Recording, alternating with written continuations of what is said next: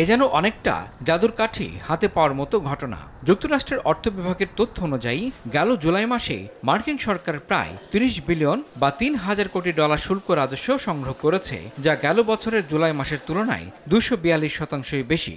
এমন কোনো দিন নেই যেদিন প্রেসিডেন্ট ডোনাল্ড ট্রাম্প গর্ব করে বলেন না তিনি প্রায় সব ধরনের আমদানি পণ্যে শুল্ক বাড়ানোর পর থেকে যুক্তরাষ্ট্র সরকার রেকর্ড পরিমাণ রাজস্ব আদায় করছে। প্রচুর অর্থ আসছে, দেশের ইতিহাসে এত অর্থ আগে কখনো আসেনি।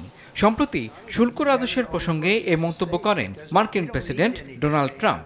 এপ্রিল মাসে প্রায় সব ধরনের পণ্যে 10% শুল্ক আরোপ করেন তিনি। পাশাপাশি পরবর্তী মাসগুলোতে আরও কিছু উচ্চ শুল্ক কার্যকর হয়। বাস্তবতা হলো তখন থেকে জুলাই পর্যন্ত দেশটির সরকার মোট 100 বিলিয়ন বা 10,000 কোটি ডলার শুল্ক রাজস্ব সংগ্রহ করেছে। বিশ্লেষকেরা বলছেন ডোনাল্ড ট্রাম্প দুটি সম্ভাবনার কথা বলেছেন। প্রথমত, সরকারের লাখ লাখ কোটি ডলারের ঋণ শোধ করা ও আমেরিকানদের হাতে ট্যারিফ রিবেট চেক বা শুল্ক ছাড়ের চেক তুলে দেওয়া।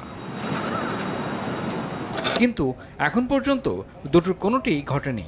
অনেক আমেরিকানের মনে হতে পারে বিদেশি পণ্য আমদানির প্রথম ধাক্কাটা সামলাতে গিয়ে যে অর্থ মূলত মার্কিন ব্যবসায়িক প্রতিষ্ঠানগুলোর পকেট থেকে বেরোচ্ছে, সে শত শত কোটি ডলার শুল্ক রাজস্বের গায়ে হয়তো শুধুই ধুলো জমছে।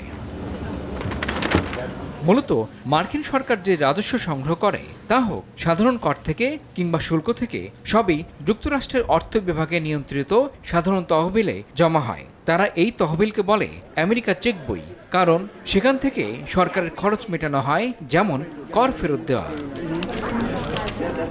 বর্তমান সরকারের উপর মোট ঋণের পরিমাণ ৩৬ ট্রিলিয়ন বা ৩৬ লাখ কোটি ডলারেরও বেশি। এই ঋণ ক্রমাগতই বাড়ছে। অনেক অর্থনীতিবিদ সতর্ক করে বলছেন এই ঋণের বোঝা অর্থনৈতিক প্রবৃদ্ধির গতি কমিয়ে দিতে পারে। আর সমালোচকেরা বলছেন বর্তমান অর্থবছরে মার্কিন সরকারের ১.৩ ট্রিলিয়ন বা ১,৩০,০০০ কোটি ডলারের বাজেট ঘাটতি মেটাতে এই শুল্ক রাজস্ব যথেষ্ট নয়। তবে শুল্ক বাবদ প্রাপ্ত অর্থের কারণে ঘাটতির অঙ্ক কিছুটা কমেছে বলে স্বীকার করেন তারা। অর্থাৎ শুল্ক রাজস্ব না থাকলে যতটা ঋণ নিতে হতো এখন সরকারকে ততটা নিতে হচ্ছে না। তবে বেশিরভাগ ব্যবসায়িক প্রতিষ্ঠান এখনও বাড়তি খরচ নিজেরা বহন করছে, দাম বাড়াচ্ছে না। ফলে এর সুফল মার্কিনিরা কতটা পাবেন তা নিয়ে সংশয় রয়ে গেছে।